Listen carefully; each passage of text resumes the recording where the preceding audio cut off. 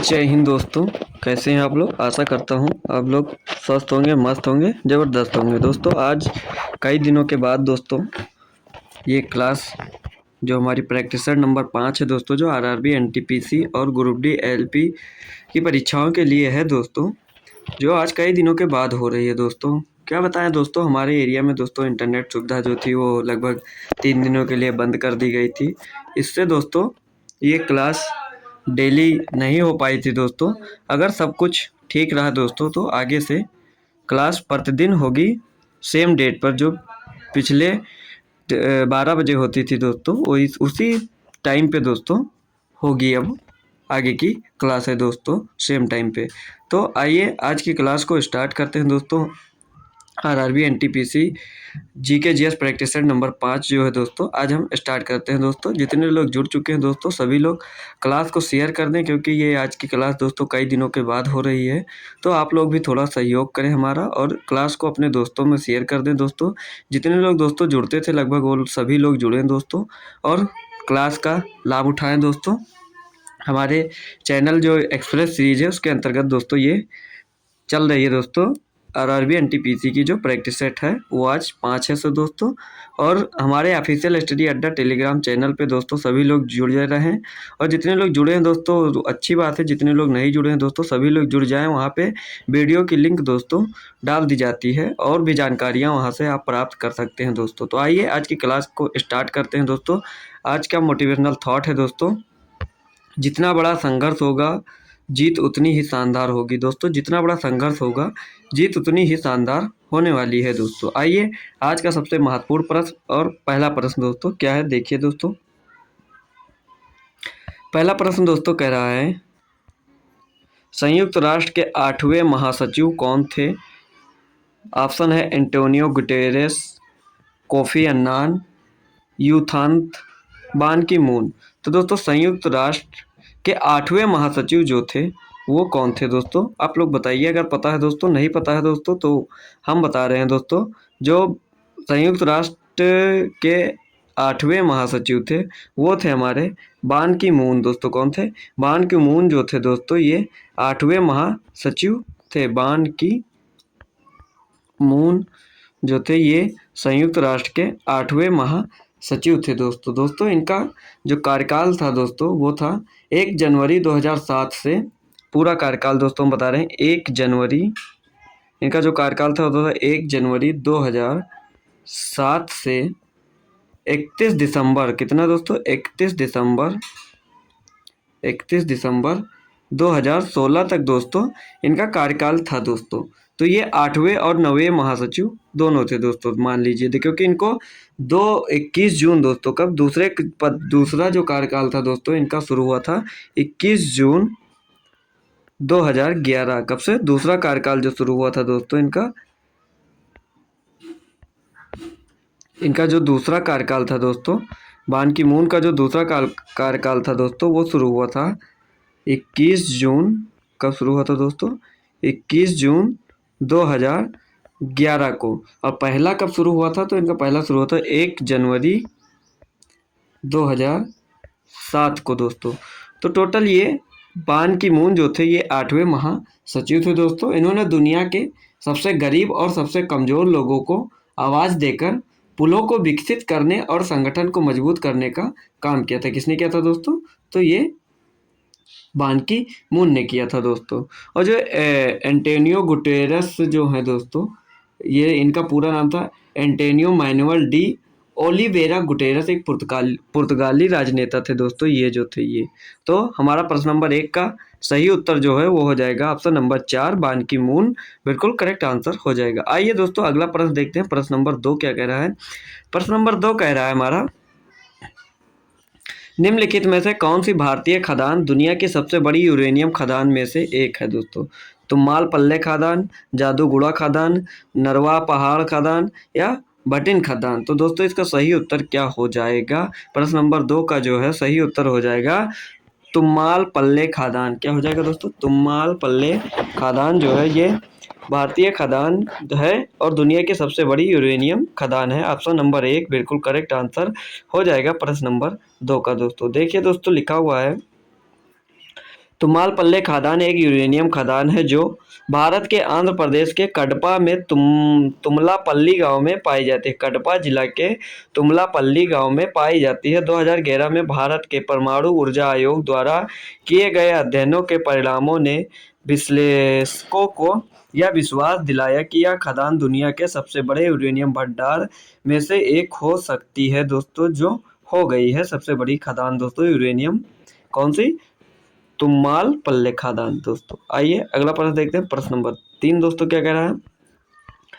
प्रश्न नंबर 3 कह रहा है तंजावुर के किस मंदिर में चोल वास्तुकला है और इसे सम्राट राजराजा ने बनवाया था दोस्तों? लिखा है तंजावुर के किस मंदिर में चोल वास्तुकला है और इसे सम्राट राजराजा ने बनवाया था दोस्तों? तो वह कौन सी मंदिर है दोस्तों? बृहदेश्वर है, नागनाथ स्वामी मंदिर, तिरुमंजेरी मंदिर, भगवान मुरुगन मंदिर। तो दोस्तों इसका सही उत्तर हो जाएगा जो राजराजा ने बनवाया था दोस्तों, और जो चोल वास्तुकला है वो है बृहदेश्वर मंदिर। ऑप्शन नंबर 1 बिल्कुल करेक्ट आंसर हो जाएगा दोस्तों। आइए देखते हैं। तंजावुर का बृहदेश्वर मंदिर एक हिंदू मंदिर है जो शिव को समर्पित है दोस्तों। बृहदेश्वर मंदिर किसको समर्पित है? तो ये शिव को समर्पित है दोस्तों। ये आप लोग पॉइंट नोट कर लीजिएगा दोस्तों। यह दक्षिण भारत के सबसे बड़े मंदिरों में से एक है और पूरी तरह से महसूस की गई तमिल वास्तुकला का एक मॉडल है। किसमें दोस्तों? तमिल वास्तुकला का एक मॉडल है दोस्तों। इसे राजा चोल प्रथम द्वारा 1003 ईस्वी और 1010 ईस्वी के बीच निर्मित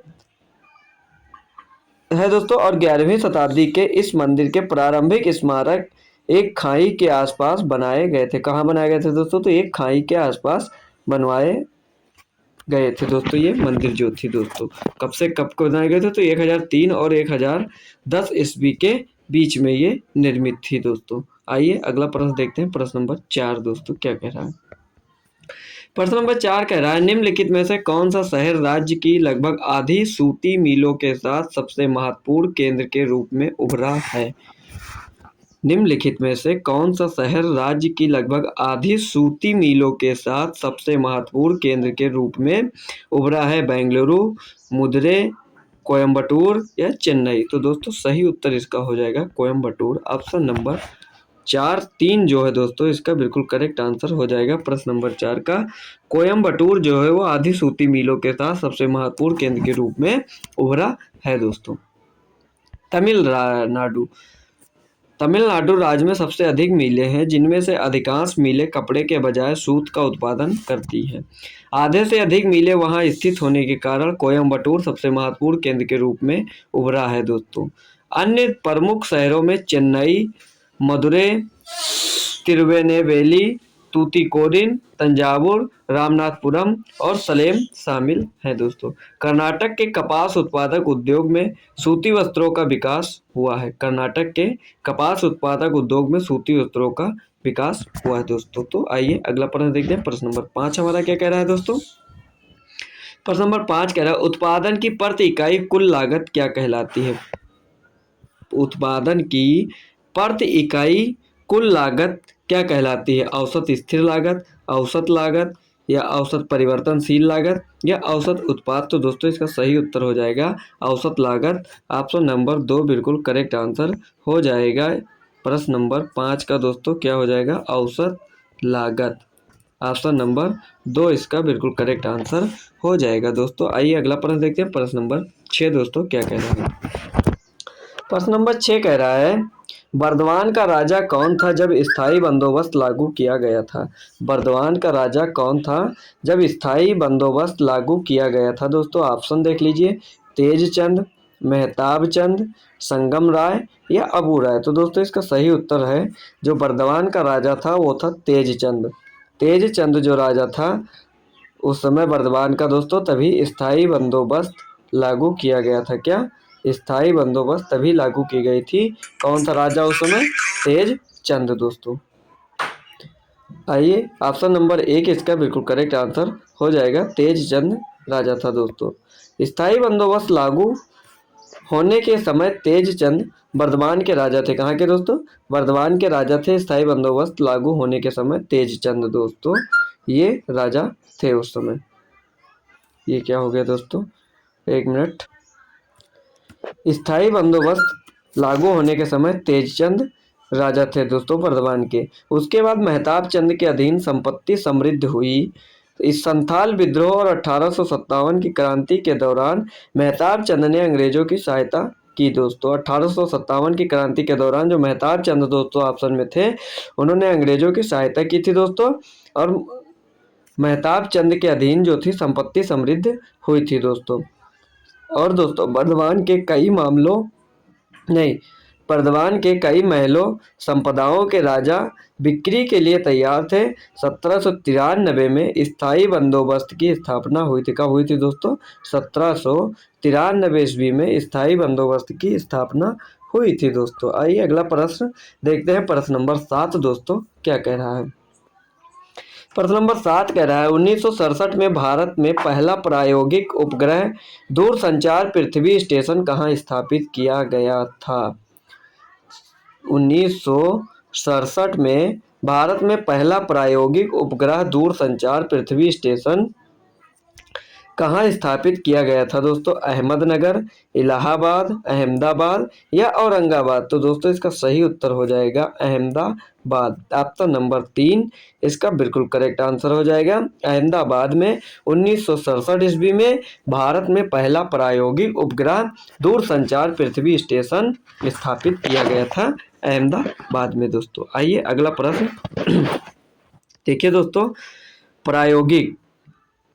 पहला प्रायोगिक उपग्रह संचार पृथ्वी स्टेशन ESCES 1967 में अहमदाबाद में चालू किया गया था और इसने भारतीय और अंतर्राष्ट्रीय वैज्ञानिकों और इंजीनियरों के लिए एक प्रशिक्षण सुविधा के रूप में काम किया था दोस्तों।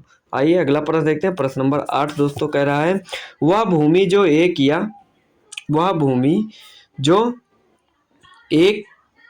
या एक से कम कृषि वर्ष के लिए खेती के बिना छोड़ी जाती है कहलाती है। वह भूमि जो एक या एक से कम कृषि वर्ष के लिए खेती के बिना छोड़ी जाती है वो क्या कहलाती है। कृषि योग्य बंजर भूमि दोस्तों, या शुद्ध बोया गया क्षेत्र, या वर्तमान परती। तो दोस्तों इसका सही उत्तर हो जाएगा वर्तमान परती। ऑप्शन नंबर 4 इसका बिल्कुल करेक्ट आंसर हो जाएगा। जो वर्तमान परती है दोस्तों वह भूमि है जो एक या एक से कम कृषि वर्ष के लिए बिना खेती के छोड़ी जाती है दोस्तों, वो क्या कहलाती है, वर्तमान परती। ऑप्शन नंबर 4 इसका बिल्कुल करेक्ट आंसर हो जाएगा दोस्तों। देखिए वर्तमान परती या उस फसली क्षेत्र का प्रतिनिधित्व करता है जिसे चालू वर्ष के दौरान परती रखा जाता है। यदि किसी बुआई क्षेत्र को उसी वर्ष फसल नहीं किया जाता है तो इसे वर्तमान परती के रूप में माना जाता है दोस्तों। प्रश्न नंबर 9 दोस्तों देखिए क्या कह रहा है। प्रश्न नंबर 9 कह रहा है औपनिवेशिक शासन को सर्वप्रथम कहाँ स्थापित किया गया था। औपनिवेशिक शासन को सर्वप्रथम कहाँ स्थापित किया गया था। ऑप्शन है बंगाल, सूरत, दिल्ली, बॉम्बे। तो दोस्तों जो औपनिवेशिक शासन था दोस्तों, औपनिवेशिक शासन जो है वो बंगाल में सर्वप्रथम स्थापित किया गया था। कहाँ, बंगाल में दोस्तों। आइए प्रश्न नंबर 10 दोस्तों देखिए क्या कह रहा है। प्रश्न नंबर 10 कह रहा है भारत में राज्य पुनर्गठन आयोग का गठन कब हुआ था। भारत में राज्य पुनर्गठन आयोग का गठन कब हुआ था दोस्तों। 1952, 1950, 1953 या 1951। तो भारत में राज्य पुनर्गठन आयोग का गठन हुआ था वो हुआ था 1953 ईस्वी में। ऑप्शन नंबर 3 इसका बिल्कुल करेक्ट आंसर हो जाएगा। 1953 में भारत में राज्य पुनर्गठन आयोग का गठन हुआ था दोस्तों। आइए देखते हैं दोस्तों क्या कह रहा है। 22 दिसंबर 1953, कब अगर डेट भी पूछ ले तो दोस्तों डेट भी यहाँ पे लिख दी गई है। 22 दिसंबर 1953 को भारत की केंद्र सरकार ने राज्य की सीमाओं के पुनर्गठन का सुझाव देने के लिए राज्य पुनर्गठन आयोग SRC की स्थापना की थी दोस्तों। किसकी, SRC की स्थापना की थी, राज्य पुनर्गठन आयोग की। आयोग ने 1955 में लगभग 2 वर्षों के शोध के बाद सुझाव दिया कि भारत की राज्य की सीमाओं को 14 राज्य और 6 क्षेत्रों में पुनर्गठित किया जाए। फजल अली, KM फड़िक्कर और HN कुंजरू राज्य पुनर्गठन आयोग के सदस्य थे। कौन थे दोस्तों, फजल अली, के.एम. फड़िक्कर और एच.एन. कुंजरू राज्य पुनर्गठन आयोग के सदस्य थे दोस्तों। इतने लोग दोस्तों। आइए अगला प्रश्न देखते हैं। प्रश्न नंबर 9 दोस्तों क्या कह रहा है, न्यूरॉन के किस भाग में सूचना प्राप्त होती है। जो न्यूरॉन है उसके किस भाग में सूचना प्राप्त होती है दोस्तों। ऑप्शन है अक्षतंतु, डेंड्राइट, कोशिका पिंड, तंत्रिका शिरा। तो दोस्तों जो न्यूरॉन है दोस्तों उसके डेंड्राइट भाग में सूचना प्राप्त होती है। किसमें, डेंड्राइट भाग में सूचना प्राप्त होती है। ऑप्शन नंबर 2 इसका बिल्कुल करेक्ट आंसर हो जाएगा दोस्तों। आइए देखते हैं इसके बारे में दोस्तों थोड़ा सा। डेंड्राइट न्यूरॉन का हिस्सा है जो सूचना प्राप्त करता है, जबकि अक्षतंतु न्यूरॉन का घटक है जो विद्युत आवेग के रूप में सूचना प्रसारित करता है दोस्तों। क्या, अक्षतंतु जो है वो न्यूरॉन का घटक है जो विद्युत आवेग के रूप में सूचना प्रसारित करता है। कौन, अक्षतंतु। और जो डेंड्राइट है वो न्यूरॉन का हिस्सा है जो सूचना प्राप्त करता है। अक्षतंतु और डेंड्राइट के बीच की खाई में रासायनिक यौगिकों का निर्वहन न्यूरॉन से न्यूरॉन तक सूचना कैसे स्थानांतरित किया जाता है दोस्तों। आइए अगला प्रश्न देखते हैं। प्रश्न नंबर 12 दोस्तों क्या कह रहा है। प्रश्न नंबर 12 दोस्तों कह रहा है, इनमें से कौन से कंप्यूटर की विशेषता नहीं है। कह रहा है इनमें से कौन से कंप्यूटर की विशेषता नहीं है दोस्तों। ऑप्शन है स्पीड, एक्यूरेसी, डेटा स्टोरेज या इंटेलिजेंस क्वोशंट दोस्तों। तो इसका सही उत्तर क्या होगा दोस्तों। जो इंटेलिजेंस क्वोशंट है दोस्तों ये कंप्यूटर की विशेषता नहीं है। ऑप्शन नंबर 4 इसका बिल्कुल करेक्ट आंसर हो जाएगा दोस्तों। आइए प्रश्न नंबर 13 दोस्तों देखिए, लिखा है अंतर्राष्ट्रीय नृत्य दिवस कब मनाया जाता है। जो अंतर्राष्ट्रीय नृत्य दिवस है वो कब मनाया जाता है दोस्तों। तो ये अंतर्राष्ट्रीय नृत्य दिवस 29 अप्रैल, 28 अप्रैल, 27 अप्रैल, 30 अप्रैल।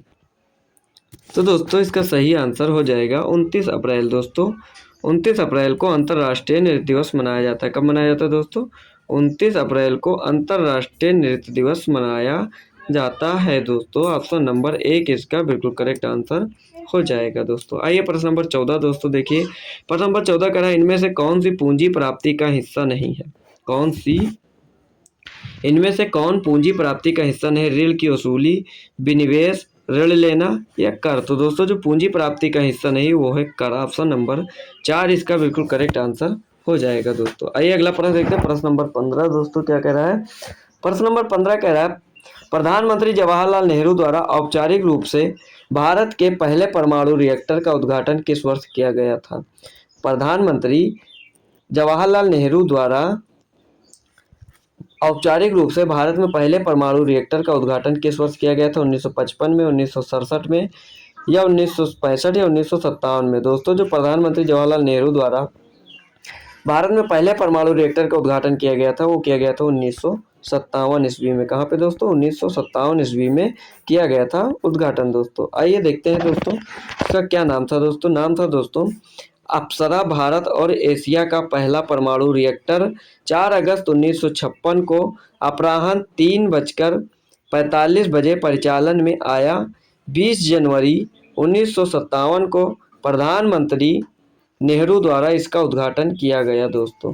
कब आया था दोस्तों परिचालन में दोस्तों, तो 4 अगस्त 1956 को।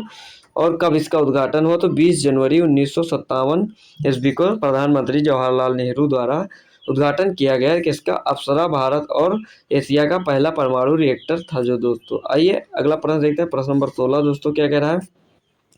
प्रश्न नंबर 16 कह रहा है खिलाफत आंदोलन का नेतृत्व किसने किया था। खिलाफत आंदोलन का नेतृत्व किसने किया दोस्तों, तो महात्मा गांधी ने, अली बंधु ने, मोहम्मद अली जिन्ना ने या इनमें से कोई नहीं। तो दोस्तों जो खिलाफत आंदोलन था उसका जो नेतृत्व किया था वो किया था हमारे अली बंधु ने दोस्तों। किसने किया था, अली बंधु ने खिलाफत आंदोलन का नेतृत्व किया था दोस्तों। अली बंधुओं ने दोस्तों। ऑप्शन नंबर 2 इसका बिल्कुल करेक्ट आंसर हो जाएगा दोस्तों। आइए अगला प्रश्न देखते हैं। प्रश्न नहीं दोस्तों इसका विश्लेषण देख लेते हैं दोस्तों क्या कह रहा है। खिलाफत आंदोलन भारत में एक अखिल इस्लामी ताकत है जो 1919 में ब्रिटिश राज के दौरान भारत के मुस्लिम समुदाय के बीच एकीकरण के प्रतीक के रूप में तुर्क खलीफा को पुनर्जीवित करने के लक्ष्य के साथ शुरू हुआ।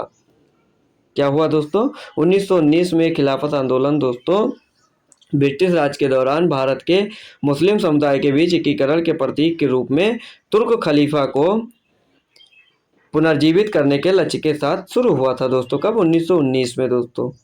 और इस आंदोलन को पहले गांधी के असहयोग आंदोलन का समर्थन मिला, लेकिन 1924 में खिलाफत को समाप्त करने के बाद यह विघटित हो गया दोस्तों। आइए अगला प्रश्न देखते हैं। प्रश्न नंबर 17 दोस्तों क्या कह रहा है? प्रश्न नंबर 17 कह रहा है, संयुक्त राष्ट्र के उस प्रमुख अंग की पहचान कीजिए जिसे 1994 में निलंबित कर दिया गया था। अंतर्राष्ट्रीय न्यायालय, महासभा, सुरक्षा परिषद या न्यास परिषद दोस्तों। प्रश्न कह रहा है, संयुक्त राष्ट्र के उस प्रमुख अंग की पहचान कीजिए जिसे 1994 में निलंबित कर दिया गया था दोस्तों। तो उसका आंसर हो जाएगा न्यास परिषद, ऑप्शन नंबर 4 बिल्कुल करेक्ट आंसर हो जाएगा दोस्तों। प्रश्न नंबर 18 दोस्तों क्या कह रहा है? देखिए, माल के निर्यात और आयात के संतुलन को क्या कहा जाता है? माल के निर्यात और आयात के संतुलन को क्या कहा जाता है? चालू खाता शेष, चालू खाता घाटा या व्यापार का संतुलन दोस्तों। तो इसका सही उत्तर हो जाएगा व्यापार का संतुलन, ऑप्शन नंबर 4 बिल्कुल करेक्ट आंसर हो जाएगा दोस्तों। आइए प्रश्न नंबर 19 दोस्तों देखते हैं क्या कह रहा है। प्रश्न नंबर 19 दोस्तों कह रहा है हमारा, निम्नलिखित में से कौन सा देश संयुक्त राष्ट्र के सुरक्षा परिषद का स्थायी सदस्य है? निम्नलिखित में से कौन सा देश है जो संयुक्त राष्ट्र सुरक्षा परिषद का स्थायी सदस्य है? भारत है, जापान है, कनाडा है, चीन है। तो दोस्तों सही उत्तर इसका हो जाएगा चीन, ऑप्शन नंबर 4 बिल्कुल करेक्ट आंसर हो जाएगा। जो चीन देश है दोस्तों, ये संयुक्त राष्ट्र सुरक्षा परिषद का स्थायी सदस्य है दोस्तों। आइए अगला प्रश्न देखते हैं। प्रश्न नंबर 20 दोस्तों क्या कह रहा है? प्रश्न नंबर 20 दोस्तों कह रहा है, प्रश्न नंबर 20 कह रहा है, शेड्स ऑफ सैफरन पुस्तक के लेखक कौन है? शेड्स ऑफ सैफरन पुस्तक के लेखक कौन है दोस्तों? चिदानंद राजघट्टा, कमला भासीन, सबा नकवी या अरुंधति राय दोस्तों। तो इसका सही उत्तर है जो वो हो जाएगा सबा नकवी। कौन दोस्तों? शेड्स ऑफ सैफरन की पुस्तक की लेखक जो है वो है सबा नकवी। कौन दोस्तों? सबा नकवी जो हैं ये दोस्तों शेड्स ऑफ सैफरन पुस्तक की लेखक हैं, ऑप्शन नंबर 3 इसका बिल्कुल करेक्ट आंसर हो जाएगा दोस्तों। आइए देखते हैं shades of saffron from Vajpayee to Modi by Saba Naqvi. 1980 में भारतीय जनता पार्टी भाजपा की स्थापना से लेकर भारत के मुख्य राजनीतिक दल के रूप में इसके उदय तक के इतिहास का एक रिंग साइड दृश्य प्रदान करता है दोस्तों। किसमें? शेड्स ऑफ सैफरन पुस्तक में दोस्तों। आइए अगला प्रश्न देखते हैं। प्रश्न नंबर 21 दोस्तों क्या कह रहा है? प्रश्न नंबर 21 दोस्तों कह रहा है, स्पेनिश ला लीगा का खिताब 2019-20 में किसने जीता था दोस्तों? किसका? स्पेनिश ला लीगा का खिताब 2019-20 में किसने जीता था दोस्तों? रियल मैड्रिड CF ने, SD ह्यूसिका ने, रियो वैकेलेनी ने या FC बार्सिलोना ने दोस्तों। तो इसका सही उत्तर प्रश्न नंबर 21 का हो जाएगा रियल मैड्रिड CF दोस्तों जो थी, इन्होंने ला लीगा का खिताब जीता था 2019 और 20 ईस्वी में दोस्तों। रियल मैड्रिड CF ने दोस्तों, ऑप्शन नंबर 1 प्रश्न नंबर 21 का बिल्कुल करेक्ट आंसर हो जाएगा। आइए प्रश्न नंबर 22 दोस्तों देखते हैं क्या कह रहा है। प्रश्न नंबर 22 कह रहा है, तमिल नववर्ष को और किस नाम से जाना जाता है? तमिल नववर्ष को और किस नाम से जाना जाता है दोस्तों? विशु, बेस्ट वरास, वर्षा बिरप्पू या उगादी। तो दोस्तों इसका सही उत्तर हो जाएगा जो तमिल नववर्ष है उसको एक नाम से जाना जाता है, वो है वर्षा बिरप्पू दोस्तों, ऑप्शन नंबर 3 बिल्कुल करेक्ट आंसर हो जाएगा। वर्षा बिरप्पू के नाम से तमिल नववर्ष को जाना जाता है दोस्तों। देखिए इस विशेष दिन को पुथंडु, क्या दोस्तों? इस विशेष दिन को पुथंडु या वर्षा बिरप्पू के नाम से जाना जाता है दोस्तों। एक ये हो जाएगा दोस्तों पुथंडु या वर्षा बिरप्पू के नाम से जाना जाता है दोस्तों तमिल नववर्ष को। तमिल नववर्ष के बारे में सबसे दिलचस्प बात यह है कि पुथांडु ग्रेगोरियन कैलेंडर में हर साल लगभग एक ही दिन पड़ता है दोस्तों। जो तमिल नववर्ष है दोस्तों वो ग्रेगोरियन कैलेंडर जो है वो हर साल लगभग एक ही दिन पड़ता है। लोग इस दिन एक दूसरे को पुथांडु नलवाज थुकल, क्या कहते हैं दोस्तों? पुथांडु नलवाज थुकल कहते हैं। कहते हुए बधाई देते हैं, जिसका अर्थ है नया साल मुबारक हो दोस्तों। तमिल में दोस्तों नया साल मुबारक हो क्या कहते हैं दोस्तों? तो कहते हैं पुथांडु नलवाज थुकल। क्या? नलवाज थुकल दोस्तों। आइए अगला प्रश्न देखते हैं, प्रश्न नंबर 23 दोस्तों क्या कह रहा है। प्रश्न नंबर 23 दोस्तों कह रहा है पृथक आंध्र के लिए आंदोलन को क्या कहा गया था? पृथक आंध्र के लिए आंदोलन को क्या कहा गया था दोस्तों? ऑप्शन है विशाल आंध्र आंदोलन, तेलुगु आंध्र आंदोलन, हमारा आंध्र आंदोलन, आजाद आंध्र आंदोलन। तो दोस्तों इसका सही उत्तर हो जाएगा विशाल आंध्र आंदोलन। ऑप्शन नंबर 1 प्रश्न नंबर 23 का बिल्कुल करेक्ट आंसर हो जाएगा दोस्तों। प्रश्न नंबर 24 दोस्तों देखिए क्या कह रहा है। प्रश्न नंबर 24 कह रहा है पौधों में प्रोटीन और अन्य यौगिकों के संश्लेषण में किस आवश्यक तत्व का उपयोग किया जाता है? पौधों में प्रोटीन और अन्य यौगिकों के संश्लेषण में किस आवश्यक तत्व का उपयोग किया जाता है दोस्तों? ऑप्शन है मैग्नीशियम, फास्फोरस, नाइट्रोजन, पोटेशियम दोस्तों। तो इसका सही उत्तर है जो है वो हो जाएगा नाइट्रोजन। ऑप्शन नंबर 3 बिल्कुल करेक्ट आंसर हो जाएगा। पौधों में प्रोटीन और अन्य यौगिकों के संश्लेषण के लिए नाइट्रोजन तत्व का उपयोग किया जाता है। किसका?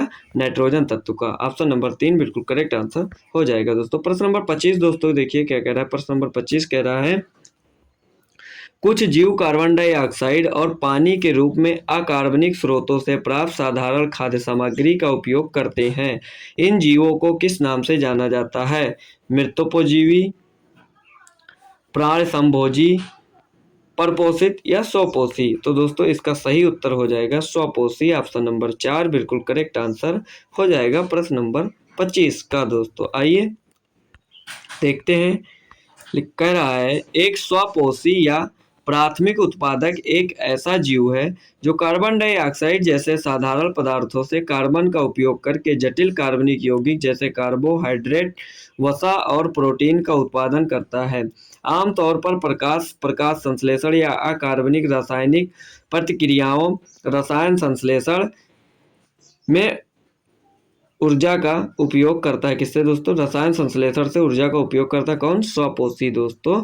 प्रश्न नंबर दोस्तों 25 का सही ऑप्शन उत्तर क्या होगा? स्वपोषी दोस्तों। आइए अगला प्रश्न देखते हैं, प्रश्न नंबर 26 दोस्तों क्या कह रहा है।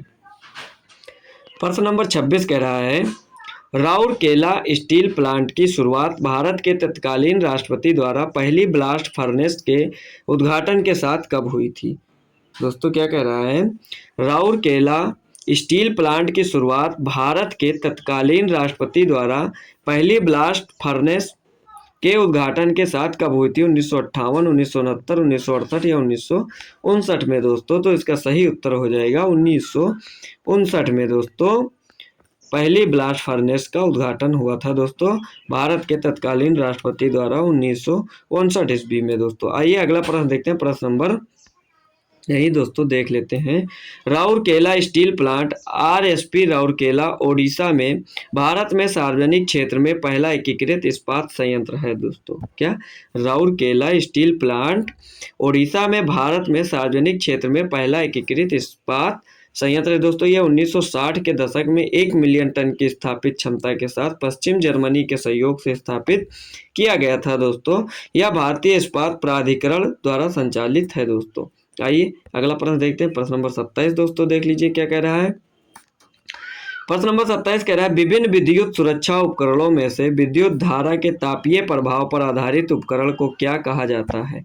विभिन्न विद्युत सुरक्षा उपकरणों में से विद्युत धारा के तापीय प्रभाव पर आधारित उपकरणों को क्या कहा जाता है? सर्ज रक्षक, फ्यूज रक्षक, सुरक्षात्मक रिपले या परिपथ दोस्तों। तो इसका सही उत्तर हो जाएगा, क्या हो जाएगा दोस्तों? Option number 2 fuse. क्या हो जाएगा दोस्तों उत्तर?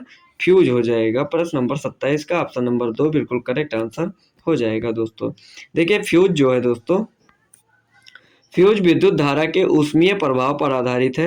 यदि किसी उपकरण में खराबी के कारण बहुत अधिक करंट प्रभावित होता है तो फ्यूज सर्किट को अवरुद्ध कर देता है। किसको?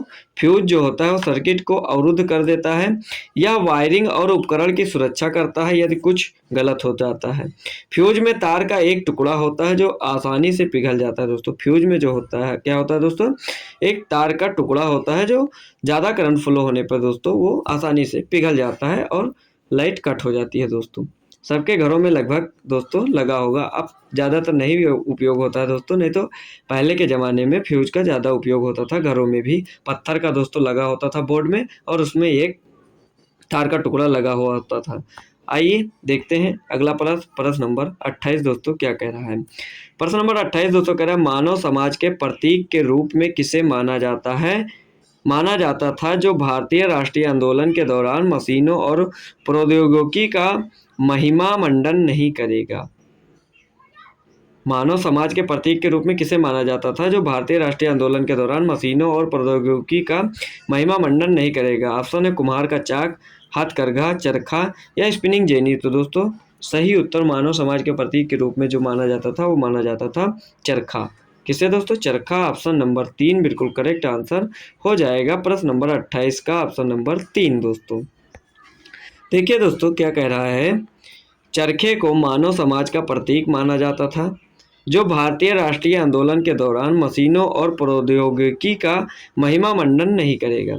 चरखा न केवल क्रांति का प्रतीक बन गया बल्कि अब यह आत्मनिर्भरता, दृढ़ता और दृढ़ संकल्प की शक्ति का पर्याय बन गया है दोस्तों। आइए प्रश्न नंबर 29 दोस्तों देखते हैं क्या कह रहा है। प्रश्न नंबर 29 हमारा कह रहा है, निम्नलिखित में से कौन एक इनपुट डिवाइस नहीं है? दोस्तों देखिए क्या कह रहा है, निम्नलिखित में से कौन एक इनपुट डिवाइस नहीं है? दोस्तों light pen, plotter, track ball, touch screen. तो दोस्तों इसका सही उत्तर हो जाएगा प्लाटर। ऑप्शन नंबर 2 इसका बिल्कुल करेक्ट आंसर हो जाएगा दोस्तों। जो प्लाटर है वो इनपुट डिवाइस नहीं है दोस्तों। अगला प्रश्न देखिए प्रश्न नंबर 30 दोस्तों क्या कह रहा है। प्रश्न नंबर 30 कह रहा है, भारत का 100वां अंतरिक्ष मिशन कब शुरू किया गया था? भारत का 100वां अंतरिक्ष मिशन कब शुरू किया गया था? सितंबर 2010, सितंबर 2012, सितंबर 2014, सितंबर 2009। तो दोस्तों जो 100वां अंतरिक्ष मिशन था वो शुरू हुआ था सितंबर 2012। कब दोस्तों? सितंबर 2012 में दोस्तों 100वां अंतरिक्ष मिशन शुरू किया गया था दोस्तों। भारत में 100वां जो अंतरिक्ष मिशन था दोस्तों वो शुरू किया गया था 9 सितंबर 2012 को। दोस्तों यहाँ पे डेट भी दी गई है 9 सितंबर 2012 को। अपने ध्रुवीय उपग्रह प्रक्षेपण यान का उपयोग करके 2 नए उपग्रहों को कक्षा में भेजने के लिए अपना 100वां अंतरिक्ष मिशन सफलतापूर्वक लॉन्च किया गया था। कब? 9 सितंबर 2012 को। आइए अगला प्रश्न देखते हैं। प्रश्न नंबर 31 दोस्तों क्या कह रहा है। प्रश्न नंबर 31 कह रहा है, कुलीन जमींदारी शैली के पतन के बारे में सत्यजीत रे की प्रसिद्ध फिल्म कौन सी थी? दोस्तों कुलीन जमींदारी शैली के पतन के बारे में सत्यजीत रे की प्रसिद्ध फिल्म कौन सी थी दोस्तों? पाथेर पंचाली, जलसाघर, चारुलता, अपूर्ण संसार। तो दोस्तों जो कुलीन जमींदारी शैली के पतन के बारे में जो सत्यजीत रे की प्रसिद्ध फिल्म थी वो थी जलसाघर। ऑप्शन नंबर 2 बिल्कुल करेक्ट आंसर हो जाएगा दोस्तों। देख लीजिए दोस्तों जलसाघर क्या है। जलसाघर उर्फ द म्यूजिक रूम एक 1958 की ड्रामा फिल्म है जिसका निर्देशन मास्टर भारतीय फिल्म निर्माता सत्यजीत रे ने किया था दोस्तों। बांग्ला लेखक तारांशकर बंदोपाध्याय द्वारा इसी नाम की एक छोटी कहानी के आधार पर जलसाघर स्वतंत्रता पूर्व भारत में एक सामंती प्रभु के पतन की कहानी प्रस्तुत करता है। आइए अगला प्रश्न देखते हैं। प्रश्न नंबर 33 दोस्तों क्या कह रहा है। प्रश्न नंबर 33 कह रहा है, कौन सा बंदरगाह पूर्वी तट पर सबसे पुराने कृत्रिम बंदरगाहों में से एक है? कौन सा बंदरगाह पूर्वी तट पर सबसे पुराने कृत्रिम बंदरगाहों में से एक है दोस्तों? ऑप्शन है चेन्नई बंदरगाह, कांडला बंदरगाह, विशाखापत्तनम बंदरगाह, पारादीप बंदरगाह दोस्तों। तो इसका सही उत्तर क्या होगा दोस्तों? तो इसका सही उत्तर हो जाएगा चेन्नई बंदरगाह। ऑप्शन नंबर 1 बिल्कुल करेक्ट आंसर हो जाएगा दोस्तों। आइए अगला प्रश्न देखते हैं। प्रश्न नंबर 34 दोस्तों क्या कह रहा है। लंदन में आयोजित दूसरे गोलमेज सम्मेलन में कांग्रेस का प्रतिनिधित्व किसने किया था दोस्तों?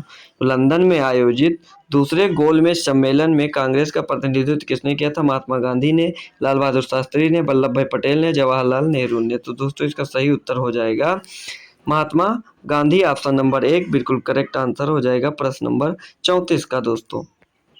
आइए प्रश्न नंबर 35 दोस्तों देखते हैं क्या कह रहा है। सामान्य स्थितियों में अम्ल की क्रिया से अमाशय के आंतरिक भाग की रक्षा कौन करता है? सामान्य स्थितियों में अम्ल की क्रिया से अमाशय के आंतरिक भाग की रक्षा कौन करता है दोस्तों?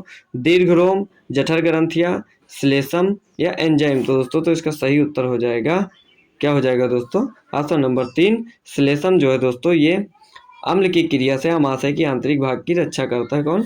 श्लेष्म दोस्तों। ऑप्शन नंबर 3 बिल्कुल करेक्ट आंसर हो जाएगा दोस्तों। अमाशय की भीतरी भित्ति दोस्तों देख लीजिए इसके बारे में दोस्तों। अमाशय की भीतरी भित्ति के साथ श्लेष्म की परत उस अंग की कोशिका परतों को उसके भीतर अत्यधिक अम्लीय वातावरण से बचाने के लिए महत्वपूर्ण है। कौन दोस्तों? श्लेष्म दोस्तों। ठीक है दोस्तों, ये थे आज के कुछ महत्वपूर्ण प्रश्न दोस्तों जो आपकी परीक्षा के दृष्टि से महत्वपूर्ण है दोस्तों। तो दोस्तों आशा करता हूँ आपको वीडियो पसंद आई होगी दोस्तों। अगर आप लोगों को वीडियो पसंद आई हो दोस्तों, वीडियो कैसी लगी दोस्तों, तो आप लोग कमेंट बॉक्स में ज़रूर बताएं दोस्तों। अगर सब कुछ ठीक रहा दोस्तों, अगर हमारे क्षेत्र में दोस्तों सब कुछ ठीक रहा दोस्तों, तो अब ये क्लास प्रतिदिन सेम टाइम पे दोपहर 12 बजे दोस्तों डेली आपको देखने को मिलेगी दोस्तों, अगर सब कुछ ठीक रहा दोस्तों। तो दोस्तों सभी लोग दोस्तों वीडियो को शेयर करें। अगर चैनल पर नए हैं दोस्तों तो चैनल को सब्सक्राइब करें दोस्तों। आप हमारे टेलीग्राम चैनल को ज़रूर ज्वाइन कर लें दोस्तों। यहाँ पे दोस्तों जितनी भी भर्तियाँ आती हैं उनकी भी जानकारी आपको दी जाती है, और जितने भी दोस्तों महत्वपूर्ण सूचनाएं हैं दोस्तों वो आपको यहाँ पे मिल जाएगी दोस्तों आसानी से दोस्तों। जो वीडियो हो दोस्तों, जो सुबह 9 बजे मैथ की क्लास और शाम को भी 9 बजे मैथ की क्लास चलती है दोस्तों, और दोपहर में 12 बजे दोस्तों हमारी जीएस की प्रैक्टिस सेट होती है दोस्तों। तो इससे ये सारे वीडियो की लिंक दोस्तों आपको ऑफिशियल स्टडी अड्डा टेलीग्राम चैनल पे दोस्तों आसानी से मिल जाएगी दोस्तों। तो दोस्तों आज के लिए इतना ही। जय हिंद, जय भारत।